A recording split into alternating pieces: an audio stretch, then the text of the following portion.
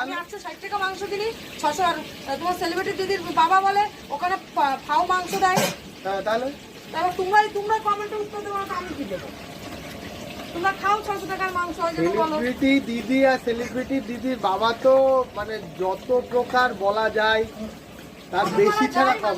ওরা শুধু ভাবে ওদের খাবারটাই ভালো। হ্যাঁ, আর যারা ফাইভ হোটেল চালায় সবাই খারাপ।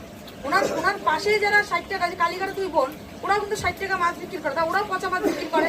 ওরা তো কলকাতার মধ্যে ব্যবসা করছে, তাহলে ওরা কি পচা মাছ বিক্রি করে? কিন্তু কি বলতো, ওরা কি বলতো উত্তর দেয় না কোনো কারণে। আমার আবার এগুলো সহ্য হয় না।